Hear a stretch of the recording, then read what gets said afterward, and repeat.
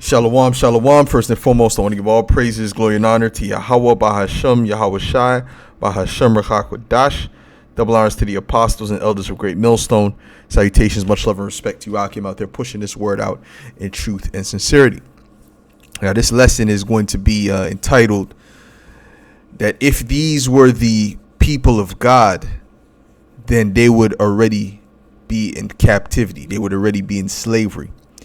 Why? Because when you read the Torah, the Tanakh, and the scriptures, the Bible in general, when the Israelites did wickedness, which means things contrary to the laws of the Most High, they would go into captivity. The Lord would bring their enemies upon them, and they would go into captivity under their enemies.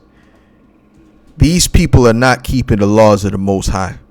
These people are doing exact opposite of the laws of the Most High. Well, look at this guy. He has no beard on his face. He's shaved off his beard. That's a simple law in the scriptures. All these guys have no beards on their face, but then they wear the little caps on their head, right? So they don't, and that's not even biblical, wearing a cap on their head. The ancient Israelites never did that. So they're not following the ways of the Bible, okay?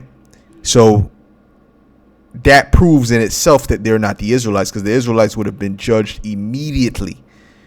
Okay, the Lord judges the Israelites quickly when they do wickedness. All right, especially in the land of the Lord. So this here says Tel Aviv, the pink city. All right, so Tel Aviv is in the land of Israel, and it's known as the pink city. Why? Because it says International Gay and Lesbian Travel Association to hold annual symposium in Israel, with some 200 travel agents coming from around the world to market Tel Aviv to members of the gay community. Israel participates for first time in association's booth at Berlin Tourism. So this is what goes on in this place. And a lot of these small hats, a good portion of these small hats are actually the alphabet people. A good portion of them. Okay? You see? So this is what's going on in that land, and along with them all kind of other wickedness, PDF files. All right. You know what I'm saying? Other religions, witchcraft, everything that goes on in America goes on there. This is really no different from America. That's why America and the state of Israel are intertwined together. Okay. So let's read this. Okay, let's read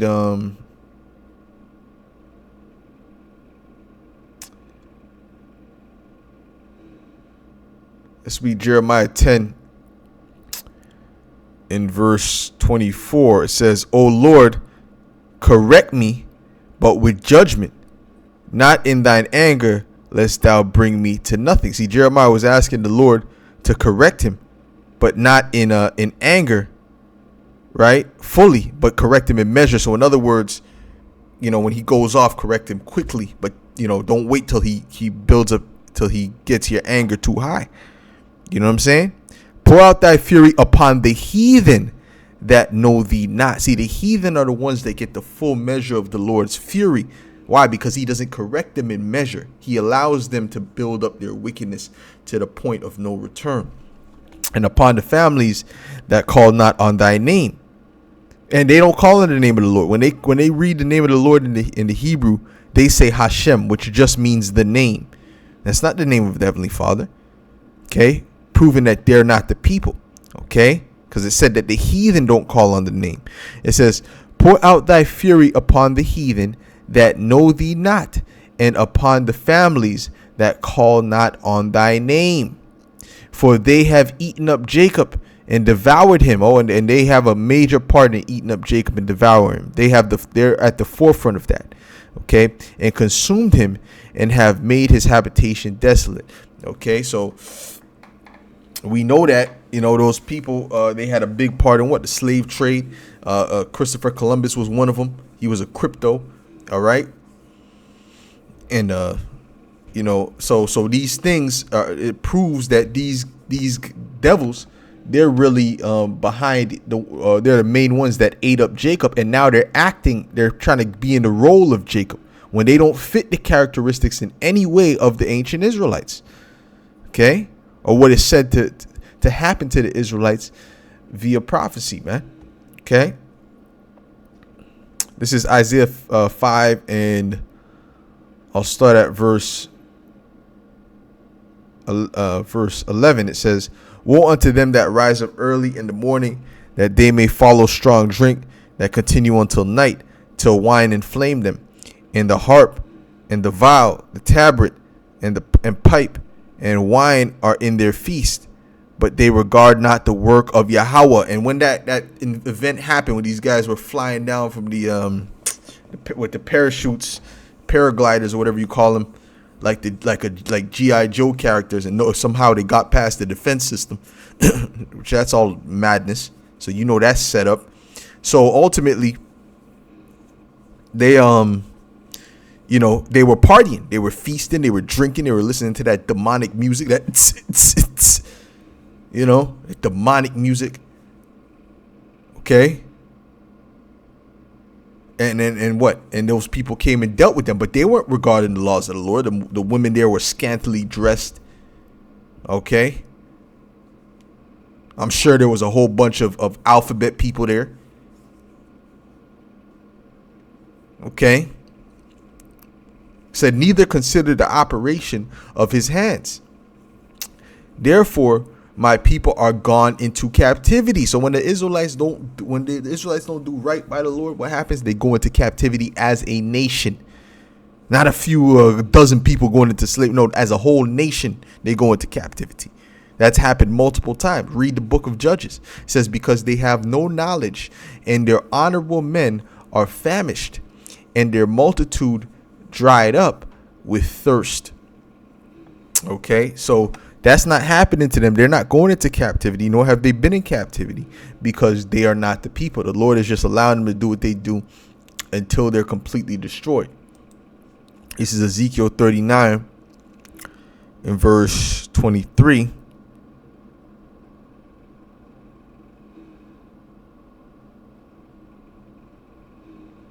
Matter of fact, let me see.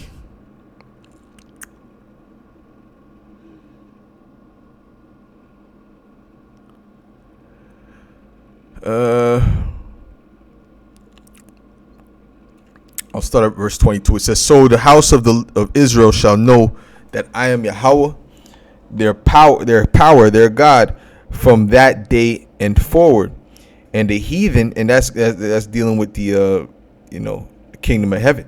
"And the heathen shall know that the house of Israel went into captivity." So that before they're sent into their land, and the Lord is with them, and there's not going to be any war whatsoever, and just peace and righteousness, and the city paved with the streets paved with gold, and the new covenant. Before that happens, they would have to come out. They would have to be coming out of captivity. They would have to be coming out of slavery of other nations, because the other nations would have the power. They have the power. And this is what makes, when Kanye and them say that, it's so offensive, because another thing that makes it offensive is that they do not fit the prophecies. Okay, it says, "And the heathen shall know," and hey, that's why people always mention the Rothschilds, the DuPonts, the Gettys. These are all Amalekites, man. Those are the same people. Matter of fact, you go to old articles, it'll tell you that the Rothschild is the head or the leader of the Ish state, or the Ish people. Is one of the leaders of the Ish people. So hey, they've been in power. They've been running things. They've been behind wars. They've been running all these different industries, these people, these type of families. So how are you in captivity? "And the heathen shall know that the house of Israel went into captivity for their iniquity, because they trespassed against me. Therefore hid I my face from them, and gave them into the hand of their enemies." They should be given into the hands of their enemies. They're not given into the hands of their enemies.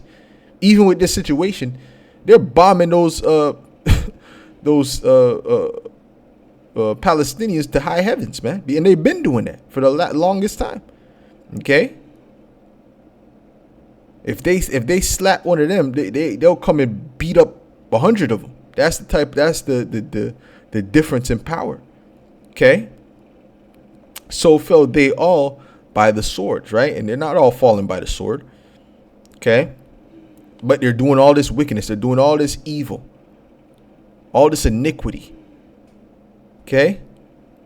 The children of Israel will be coming out of captivity and become the rulers of the earth, not become the rulers of the earth and do nothing but wickedness, and then in the next world become the rulers of the earth in righteousness. No, these people are not set up for righteousness. They're set up to do exactly what they're doing, being demons, okay, and running a secular state.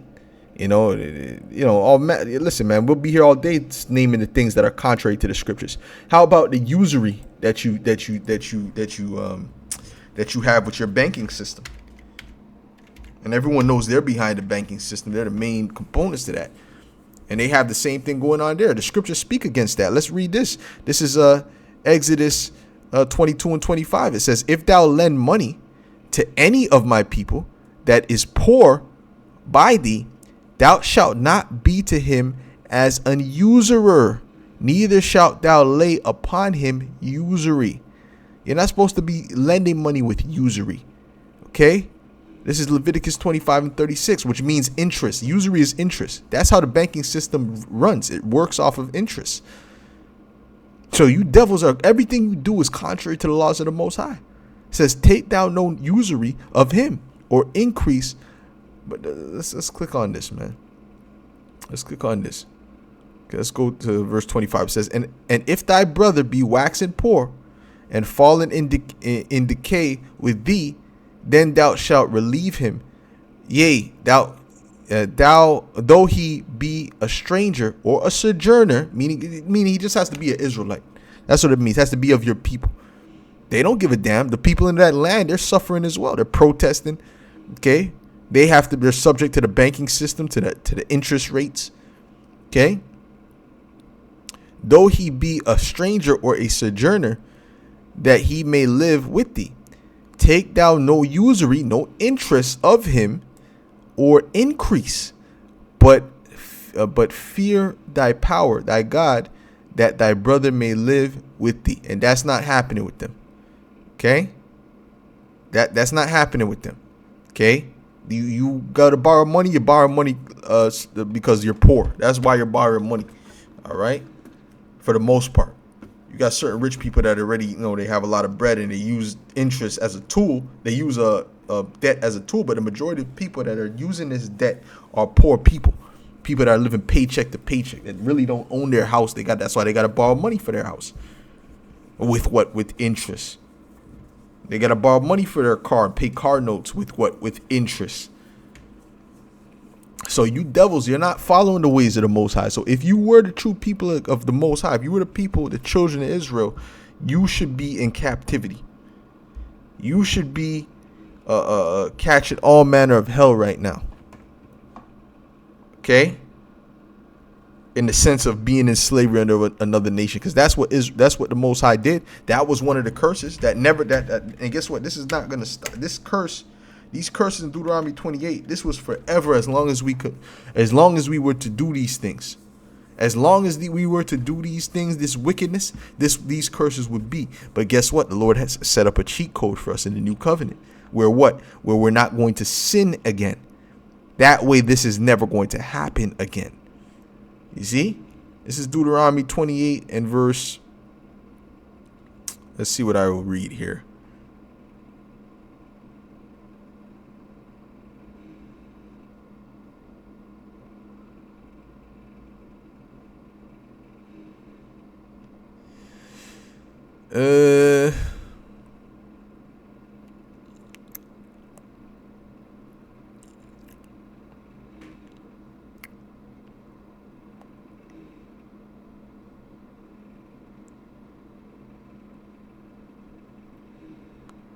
Looking for something that I want to read. Well, anyways, I'll read this.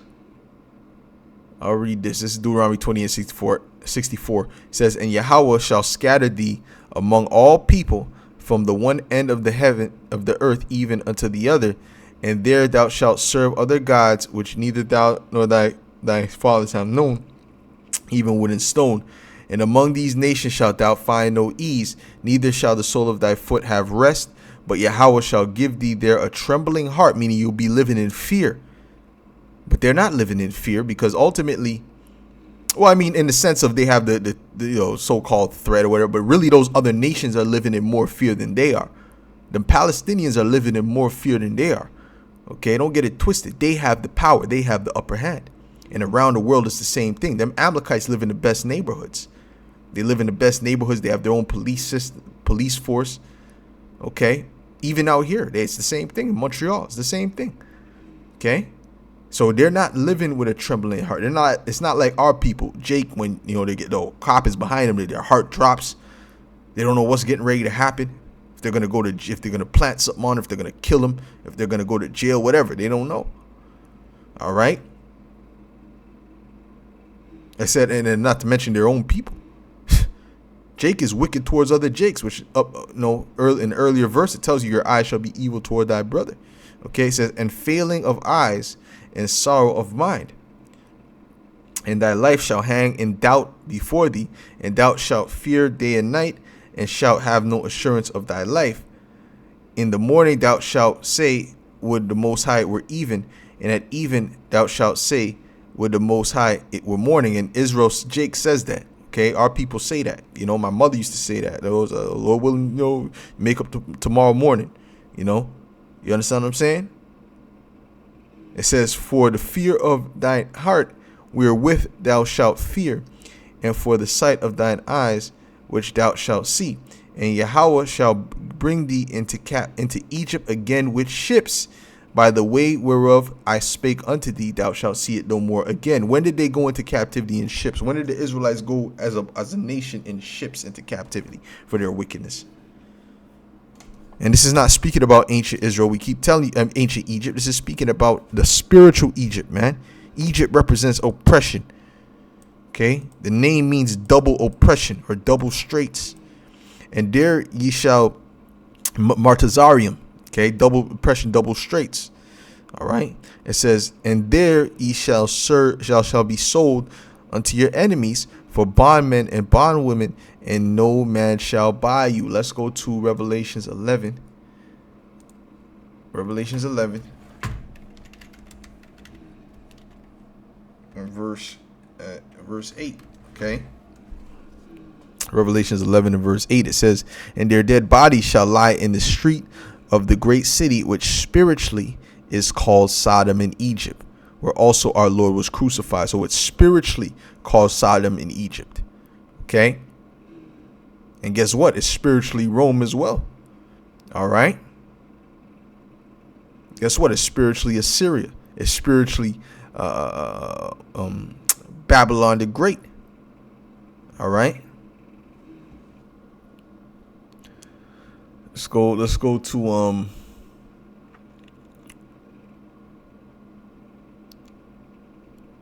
and really the whole NATO and the EU, the whole beast that is the Roman Empire, but America has many traits of Rome in itself, that chief place.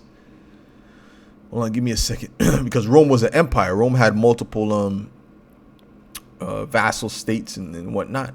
Let's go back here. Okay, we can go to the part where it says about the stranger shall get up above thee, man.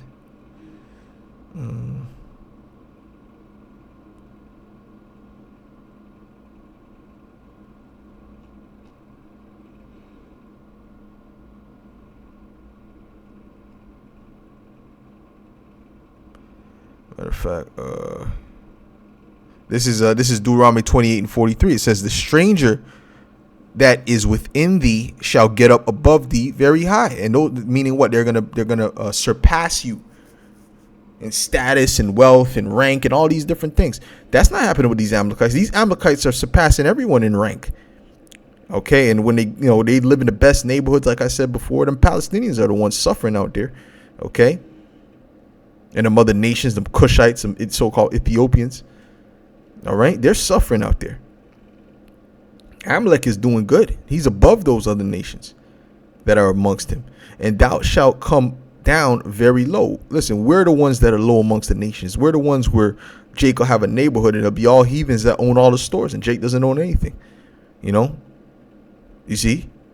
He shall lend to thee. Hold on. They're the ones that run the banking system. He shall lend to thee, and thou shalt not lend to him. He shall be the head, and thou shalt be the tail. So where do you fit these things? Where you're doing wickedness, and the conditions are when you do wickedness, these things come upon you.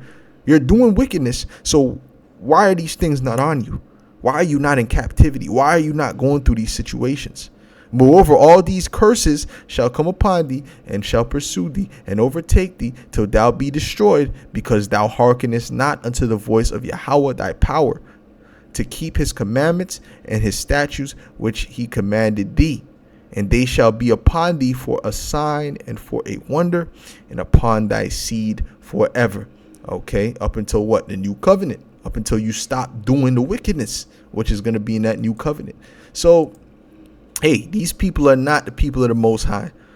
They're playing a role. They're nothing. They're the same as every other Edomite. Look, they're the same as every other so-called white person. Okay, look at it. Look, you can tell me a difference between her and I don't know this. I don't any other Edomite in any other Scandinavia, in Russia. They look different. They look the same. They're the same people. They're just calling them. They're just faking a funk like they're the people of the Most High when they do not fit the description. They do not fit the bill, nor do they fit the prophecies, man. If they are the true people, they should be in captivity right now, but they're not. So with that, I'll say shalom.